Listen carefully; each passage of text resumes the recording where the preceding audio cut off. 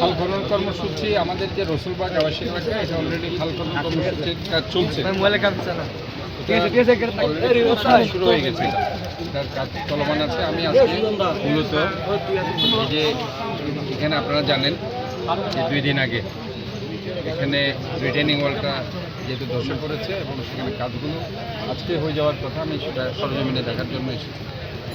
যেহেতু আজকে তারা বলেছে কাজগুলো কমপ্লিট হয়ে যাবে, সময় লাগবে, তাদের আরও ঘন্টাখানেক আজকের দিনের মধ্যে হয়ে যাবে। কাজে আসুন, আজকের দিনের মধ্যে কাজগুলো হয়ে যাবে এবং আমরা আশা করছি যে এখানে আপনারা জানেন যে এখানে অনেক ধরনের কথা আপনারা শুনে। মূল কাজটা হয়েছিল এখানে, যেহেতু আমরা তখন এই কাজগুলো আমরাই দেখতাম, যেহেতু বাকলিয়া পাশে আমার বাড়ি।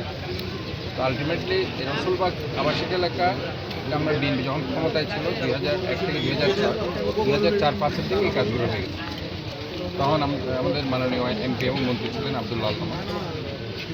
তো তৎকালীন এই কাজগুলো আমাদের মাননীয় প্রধানমন্ত্রী অত্যন্ত প্রায়োরিটি দিয়ে কাজগুলো করেছিল। আজকে প্রায় 20 বছর পরে গিয়ে এই রাস্তাটাতে যেটা ক্র্যাক দেখা দিয়েছে, সেটা আপনারা জানেন যে এখানে 34 ব্রিগেড আর্মি ইঞ্জিনিয়ারিং ফোর্স কাজ করছে। তো কাজে এখানে আসলে স্বাভাবিকভাবে এখানে খালের গভীরতা বেড়ে গেছে এবং সেখানে খনন কাজ চলছে এবং আমরাও একটি বর্ধিত অংশে আমরা কাজ করছি, যে অংশটুকু আর্মিরা কাজ করছে সেই অংশটুকু আমরা কাজ করছি, যার কারণে আপনি পানির প্রবাহ দেখতে পাচ্ছেন। এখানে পানির প্রবাহ অনেক কম ছিল, এখন চাইলে আমরা এখান দিয়ে বোট চালাতে পারি।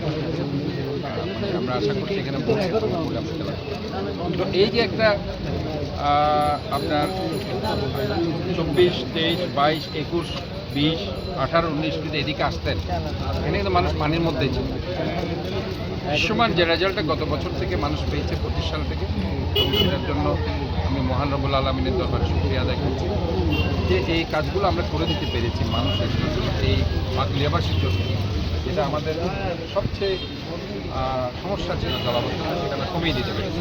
এবং এইবারও 2 দিন বাদ যে পানি বর্ষা হয়েছে অথবা বৃষ্টি হয়েছে, এই বৃষ্টির মধ্যেও 92 মিলিমিটার কিংবা 102 মিলিমিটার বৃষ্টির মধ্যেও কিন্তু এখানে পানি উঠেছে। এটা ইজ গুড সাইন।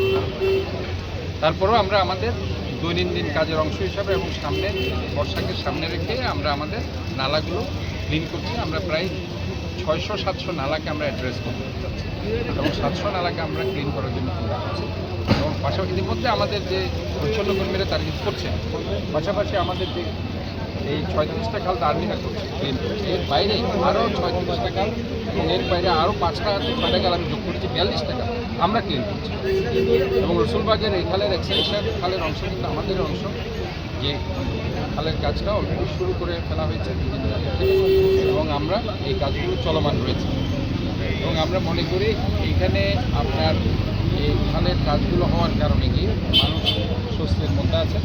এবং আজকে আপনারা জানেন এখান থেকে আমরা 29 নং ওয়ার্ডে গুলজার খালে যাবো। গুলজার খাল আমরা সংস্কার খনন কাজ আমরা করব। এর বাইরে আমরা আজকে মহেশখাল এবং নাসির খাল, যেটা আপনারা 36 নং ওয়ার্ড মশালডাঙ্গা, আর এটা হচ্ছে 27 নং দক্ষিণ আগ্রাবাদ, ওটার সংযোগস্থলে যে খালটি আছে ওইখানে আমরা। এরপরে 37 নম্বর ওয়ার্ডে সেখানেও বড়পুর খাল, যেটা 37 নং দক্ষিণ মধ্যম হালিশহর, সে জায়গায় যাবো। কাজে এইভাবে দৈনন্দিন আমাদের এই কাজগুলো চলছে। এটা কি আপনি নতুন যে ডিপিপির কথা বলেছেন? না, এই সেটার আওতায় এই ডিপিপির মধ্যে না, এগুলো আমরা এই চলমান বর্ষাকে সামনে রেখে ক্লিন করছি। এটা বর্ষাকালের জন্য আমাদের ডিপিপি রেডি করছে। এই খালগুলো, যে খালগুলো এই নামগুলো বলছি, এই খালগুলোকে আমরা কিন্তু রিটেনিং ওয়াল সহ, এখন যেভাবে আর্মিরা এই যে রিটেনিং ওয়াল দিচ্ছে, এই রিটেনিং ওয়াল সহ আমরা কিন্তু কাজ করব এবং আমরা কিন্তু এই কাজগুলো ইনশাল্লাহ প্রশস্ততা বাড়াবো এবং সেখানে যদি কোনো ধরনের অবৈধ ঘরবাড়ি থাকে সেটা উচ্ছেদ করবো, যেভাবে আপনি হিজরা খাল এবং জামাল খান খালে দেখবেন। মানে আমাদের বদ্ধপরিকর হচ্ছে, আমরা অনেক খাল আমাদের আছে যেগুলো 40টার উপরে খাল আছে। মানুষ মনে করছে 21টা খাল এটা প্রায় আরও 40টা খাল। আমি নিজে দেখেছি অনেক খালের উপরে প্লট করে ফেলা হয়েছে, বিল্ডিং উঠে গেছে। আমি চানগাঁওতে বললাম, তো আমি এদিন চানগাঁও পুরো এলাকা ঘুরেছি।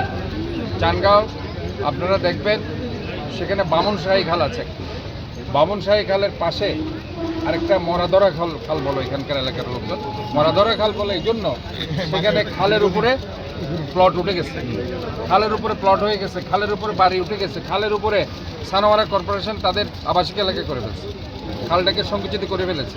এভাবে গত 17 বছর আওয়ামী লীগ সমস্ত খাল দখল করে ফেলেছে।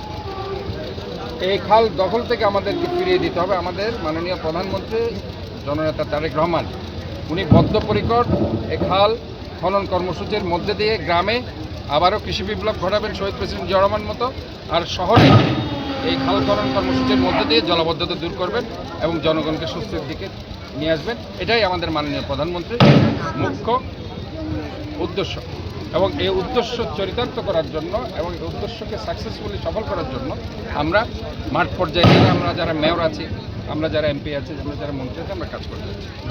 ধন্যবাদ। Thank you.